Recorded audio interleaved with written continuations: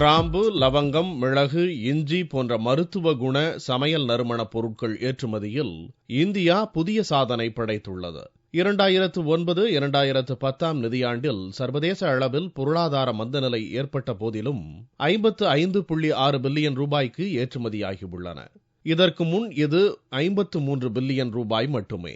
We have had a total export of about 5 lakh tons and compared to 4,70,000 tons last year. வரும் காலங்களில் இன்னும் அதிக அளவில் ஏற்றுமதி செய்யப்படும் என்றும் எதிர்பார்க்கப்படுகிறது.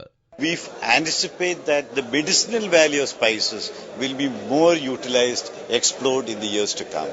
We would look at right now the production we had 2005-06. The exports were roughly about $560 million, which increased to $1.2 billion in 9-10. And we anticipate the increase to happen to $10 billion in 2020, for which we anticipate that the medicinal value and the nutraceutical value of spices will be more explored and more research will be done onto that. இந்த உற்பத்தியில் மருத்துவ நறுமண எண்ணெய், பச்சை கற்பூர எண்ணெய் உள்ளிட்ட மருத்துவ குணங்கள் கொண்ட பொருட்களின் ஏற்றுமதி 34% உள்ளது.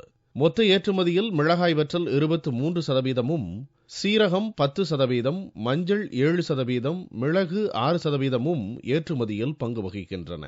இப்பொருட்களின் உற்பத்தியிலும் ஏற்றுமதியிலும் இந்தியா முதலிடத்தில் உள்ளது.